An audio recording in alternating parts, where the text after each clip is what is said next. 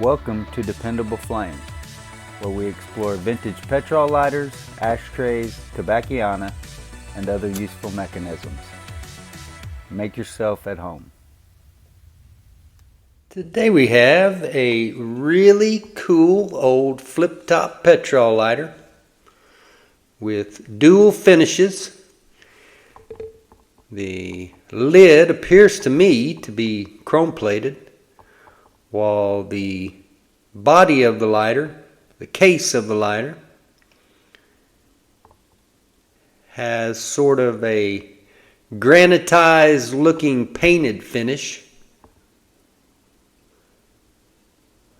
This lighter definitely shows some blemishes, scuffs, finish loss.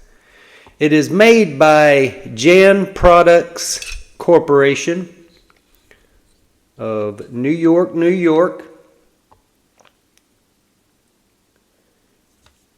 And the insert especially, there may be elements of the lighter as well, but the insert reminds me very much of the Berkeley lighters from the 1940s. Also the Neff lighters.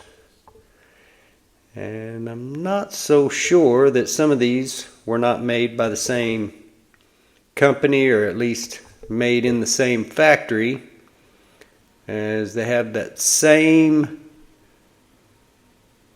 branding plate, or a very similar branding plate as what you see here on this Jan Products Corporation lighter. The case is not brass.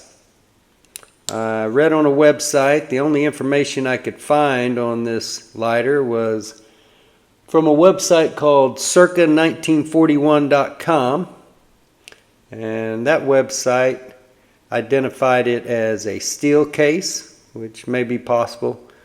Definitely don't believe it's brass. It kind of looks a little bit yellow tinted looking down in there through the viewfinder of this camera, but in reality it's gray or silverish looking down inside the case, and the lid appears to have some of the same plating, or maybe not the same plating, maybe some overrun of the plating that's on the outside is there on the inside of the lid. Once we put our insert back into the case, then you can see that there is a little bit of movement in there, a little bit of play. Closes nicely. Spring keeps it closed nicely. Very heavy lighter with a very light insert. The insert has a wick which, while it may have some dust contamination, doesn't look like it's ever been used. The flint tube has been cleaned out, and you can see the somewhat sparse wadding that still looks pretty white. All still present, so no flint installed. As far as I know, never been struck, doesn't show any evidence of that, never been lit.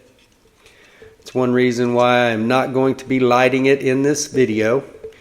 We will be selling this lighter as a new lighter with blemishes. You can see some damage to the painted surface there. All in all, really good condition.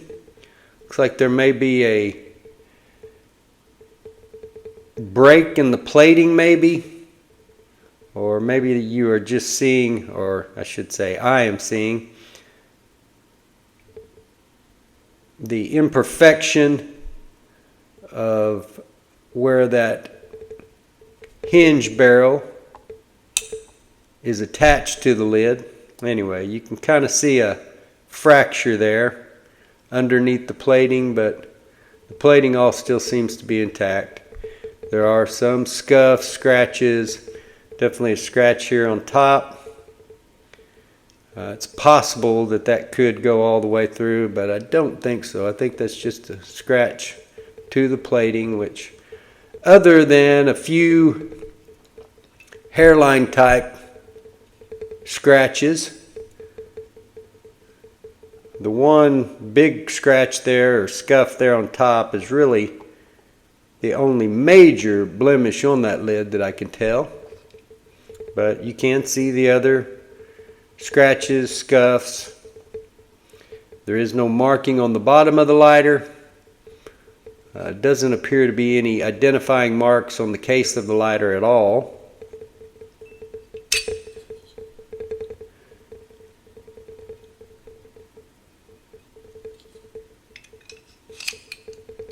I would really like to fire it up, but this lighter is going to be sold. Will be listed in our eBay store soon. You can always find those links, or those listings I should say, on our website, dependableflame.com/current eBay listings. Those are affiliate links. Anytime you click from those links, I will earn a commission if you make a purchase over there. But your price will be the same regardless of whether you click through those links or go look me up on eBay yourself. Either way, you're going to get the same price. It's just a matter of whether or not I earn that commission from eBay. I mentioned that this is sort of a granitized or stone look of a paint job. Reminds me of some painted finishes that I have seen on Ronson lighters. And there was a gentleman, I believe the guy that runs the Lighter Club of Great Britain, recently asking. He had a Ronson standard that was in a blue painted finish similar to this. And I have had Ronson standards, or not Ronson standards, I have had a Ronson standard with a very similar finish to this greenish paint that is on this Jan lighter. So that's what it reminds me of. I haven't seen a ton of those, but it gives it a really cool looking effect. And like I said, it's not perfect. It does show blemishes, imperfections, scratches, scuffs. It came in the box that you see in the background there. I'm not certain that this is the box that originally belonged to this lighter. For one, because that number 13 keeps making me think that this is a Park Industries box. And maybe even a Park Industries box from a later time than when this Jan lighter was produced. I could be wrong. It could just be similar to the Park Industries boxes. But either way, I will include the box and just leave those notations there that I do not have the expertise. I've never even seen a Jan lighter before, so I don't know what box it should have.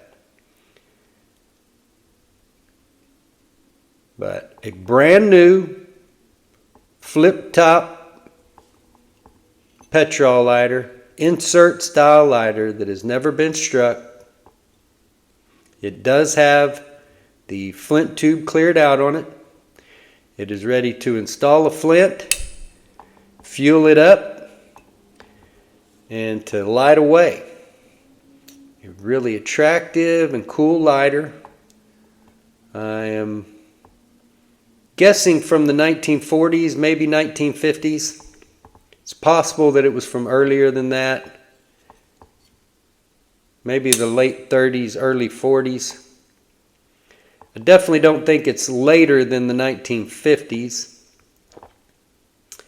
And don't really think that it's any earlier than the 1940s. Like I said, it could have possibly been very late 1930s. But either way, a cool lighter to add to any collection with a bit of a unique finish and actually 2 finishes at that.